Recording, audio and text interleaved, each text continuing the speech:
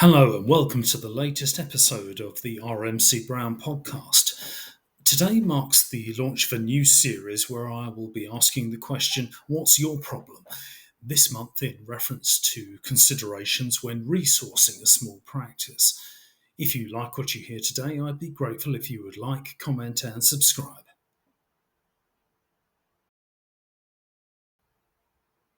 As I said a moment ago, my focus for this discussion will be on things to consider when it comes to resourcing your practice with an ultimate view to developing tangible yet manageable growth.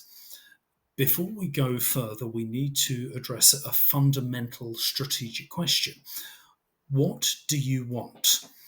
Now, whilst that might seem a little bit facile, it's important to acknowledge that not everyone wants the same thing at the same time. A newly qualified architect with no other commitments may well look at things differently to an older counterpart with kids and a mortgage. It's also important to understand that the chances of hitting a target you have not defined are, by definition, zero. You may end up somewhere tolerable, but as heralds of beauty and elegance, we should be aiming for more than some sort of post rationalised contentment. Defining what you want is essential for developing your vision and from there your strategy. So let's delve into our scenario. Whether you're an established business or still finding your feet, you are probably responsible for delivering billable work and for everything else. As a result, it can feel something of a hand to mouth existence, and you lack the bandwidth to focus on those strategic activities that might help your business to grow. Taking into account our primary question from a moment ago, what is it you want? We need to begin asking further questions that might help us align to that vision. Now, first, I'd recommend asking how many hours a week in total you are willing and able to regularly dedicate to your business. 40, 50, 60 hours? And then how is that time to be broken down? Is it across 5 days a week? Do you have commitments that force you to condense it into four?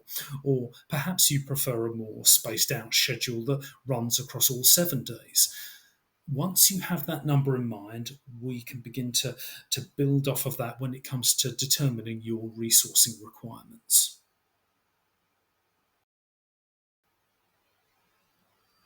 The next question is, what obligations are you unable to drop? So, as a small business owner, there are some functions that you are legally or practically obliged to perform. You simply cannot delegate responsibility to others.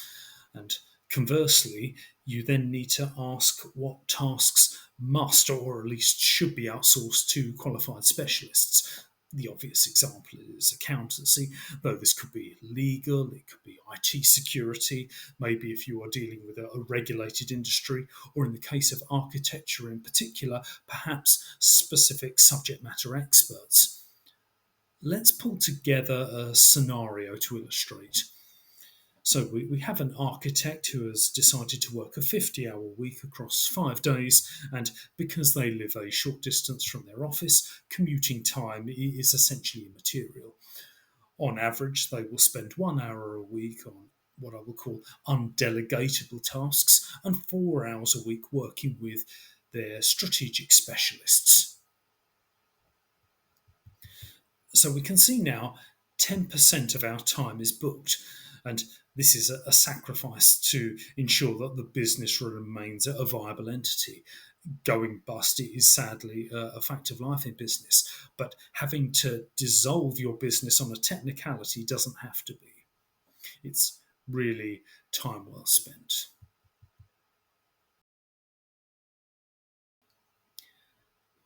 Of the remaining 45 hours, then, how do you need and want to allocate your time across the rest of the week?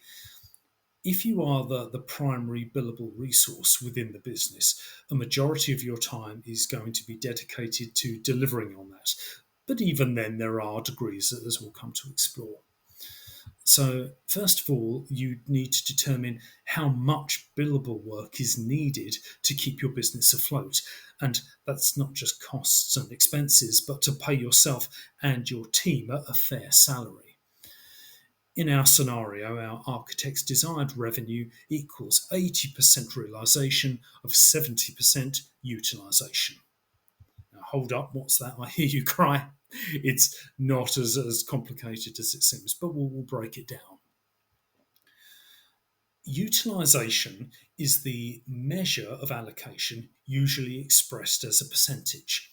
So, if our architect has a 50-hour working week and spends 35 of those hours on specific, and in this case, billable effort, they will have a utilisation of 70%. 70% of their working week is dedicated to billable tasks.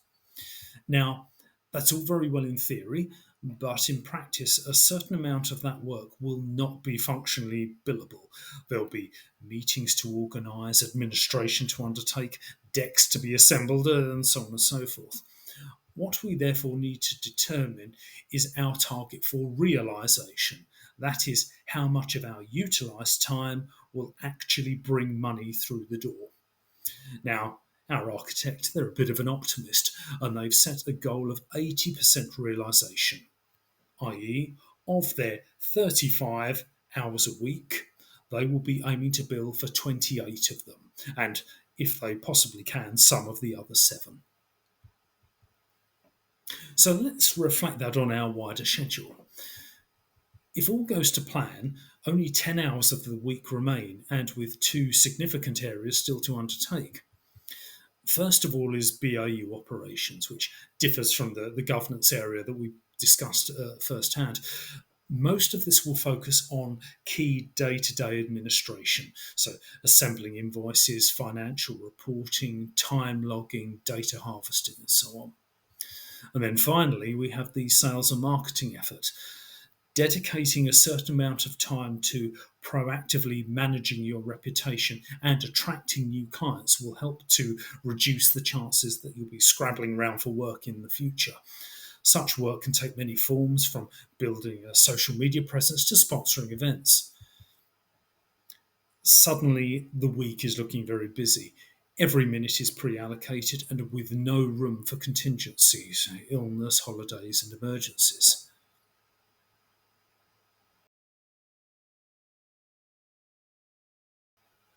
So, what to do? Assuming the parameters we specified earlier on are fixed, so the number of hours a week you're prepared to work and the income required to run the business, something else will eventually have to give. One option may be to increase the rate at which you're billing your customers. So thereby you're reducing the amount of billable work you need to maintain the business and giving yourself a little bit of additional headroom.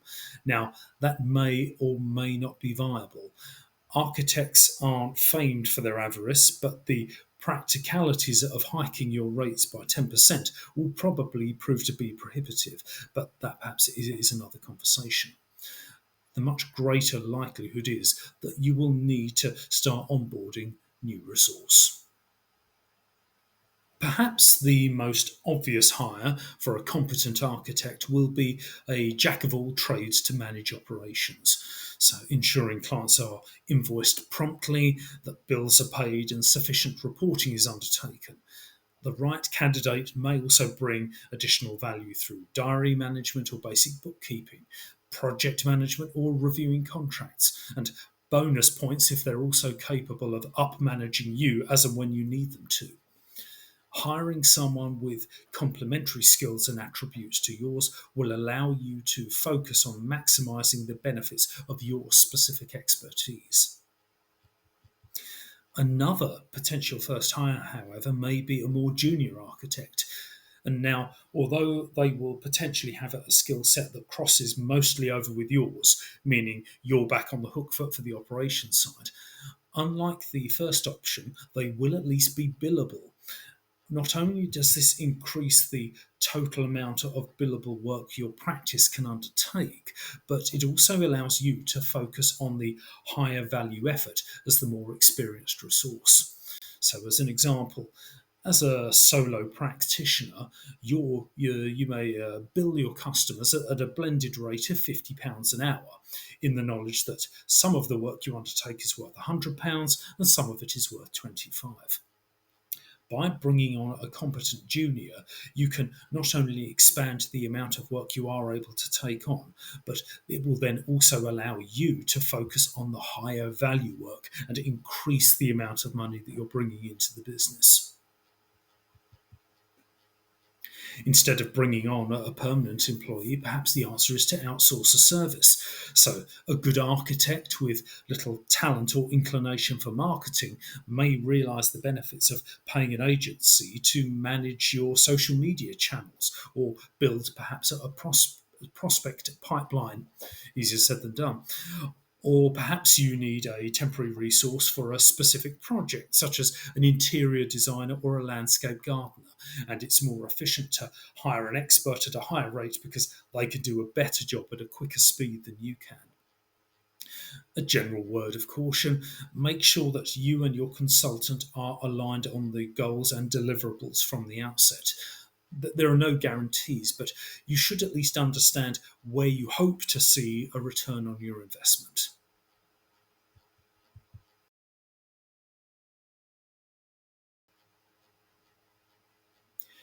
I think there are two major takeaways, one specific and one implied. First of all, decide what it is you want. Second, once you've done that, have the courage to be honest with yourself about your weaknesses and resource accordingly. Sometimes your ignorance will be a development opportunity, and sometimes it will just be insurmountable. There's no false economy like pursuing an activity at which you are irredeemably bad, and learning the difference will reduce the tumult within your business. Thank you for your time today. As I said at the beginning of the video, I intend to develop a series focusing on specific problems and asking those questions that might help you to think about how you navigate them. If you've liked what you've heard today, then please like, comment, share, and subscribe, and join me for the next webcast in July. Goodbye.